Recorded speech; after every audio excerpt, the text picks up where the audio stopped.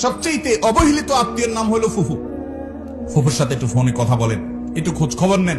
আপনার বাবার বোন, আপনার অনেক কাছের আত্মীয়, তার হক অনেক বেশি। আপনার চাচা আপনার বাবার মতো। কোন কারণে যদি মনোমালিন্য থাকে, জমি জমা নিয়ে গন্ডগোল থাকে, বাপের সাথে থাকুক বা আপনার সাথেও থাকুক, কিন্তু খবরদার তিনি আপনার আত্মীয়। কিয়ামতের দিন বান্দার হক, মানবাধিকার সম্পর্কে যখন আপনাকে প্রশ্নের মুখোমুখি হবে, যেই মামলার নিষ্পত্তি আল্লাহ নিজেও করবেন না, ওই মানুষ থেকে মাপ নিতে হবে, সেই মামলা আপনি ধরা পড়ে যাবেন, তখন আপনি বিপদে পড়বেন। এই জন্য সেই সময় যেন আপনি মুক্তি পান, নাজাত পান, এই জন্য চাচার সাথে সম্পর্কটা ভালো রাখবেন। চাচাতো ভাই বোনদের কোনো হক নষ্ট করবেন না, ফোনে যোগাযোগ রাখবেন। এই যে সম্পর্ক বজায় রাখা, খোঁজ খবর নেওয়া, বিপদ আপদে পাশে দাঁড়ানো। এক নাম্বার 2, দানের ক্ষেত্রে অন্য গরিবের চাইতে আত্মীয়দেরকে প্রায়োরিটি দিতে হবে। আপনি যাকাতের টাকা দিবেন, আপনার আত্মীয়ের ভিতরে যদি গরিব লোক থাকে, আপনার চাচা, আপনার চাচাতো ভাই বোন, আপনার ফুফু, আপনার মামা, আপনার খালা, তাহলে সেক্ষেত্রে অন্য গরিবদেরকে দেওয়ার আগে ইনাদেরকে প্রায়োরিটি দিতে হবে। এমনকি মাদ্রাসা লিল্লাহ ফান্ডে দিলে যে সওয়াব হবে, তার চাইতেও বেশি সওয়াব হবে আপনার এই নিকটাত্মীয় যারা, তাদেরকে যদি দেন। লিল্লাহ ফান্ডে দিলে তার সওয়াব বেশি হওয়ার ভিন্ন কারণ আছে, যে আলেম তৈরি করার ক্ষেত্রে আপনি সহযোগিতা করলেন, কিছু এখানে দেন, কিছু ওখানে দেন।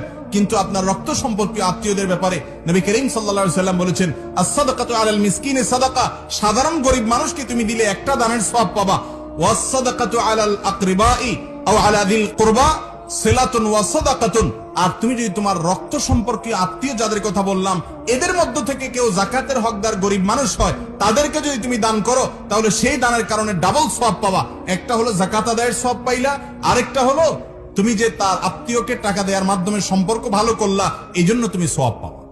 এই জন্য আত্মীয় স্বজনদেরকে দানের জন্য প্রায়োরিটি দিতে হবে। শুধু যাকাত বলে কথা নয়, এমনি হাদিয়া তোহফা বলেন, সাধারণ দান বলেন, আপনি আত্মীয়দেরকে আগে দিবেন। চাচা, ফুফু, চাচাতো ভাই বোন, ফুফাতো ভাই বোন এবং খালা, মামা, মামাতো ভাই বোন, দাদি, দাদা, নানা, নানি, ইনাদেরকে প্রায়োরিটি দিবেন। ভাই বোন তাদের মধ্যে সবচেয়ে বেশি। ভাই বোন যদি বড় হয় এবং তারা যদি ভিন্ন সংসার থাকে, তারা যদি আপনার অধীনস্থ না থাকে, তাহলে সেক্ষেত্রে আপনি একটা গিফট দিবেন, বা একসাথে থাকলেও গিফট দিবেন, হাদিয়া দিবেন, তোহফা দিবেন, অন্য কাউকে দেওয়ার চাইতে তাকে দিবেন। আল্লাহ তাআলা আমাদেরকে আমল করার তৌফিক দান করুন। তাহলে 4 নম্বর হলো আত্মীয় স্বজন, 5 নম্বর হলো সন্তান সন্ততি। এই সন্তান সন্ততিটা সিরিয়াল আরো উপরে উঠতে পারে, আমি 5-এ বললাম। যাই হোক, আত্মীয়তার সম্পর্ক রক্ষা করা বলতে কি বোঝায়? আত্মীয়তার সম্পর্ক রক্ষা করতে বোঝায় হলো যাদের সাথে আপনার রক্তের সম্পর্ক আছে, ব্লাডের সম্পর্ক আছে, আপনার শরীরের রক্ত তার শরীরের রক্তর কানেকশন আছে, এই মানুষগুলো হলো আপনার রক্ত সম্পর্কীয় আত্মীয়। তাদের সাথে আপনার সম্পর্ক রক্ষা করতে হবে।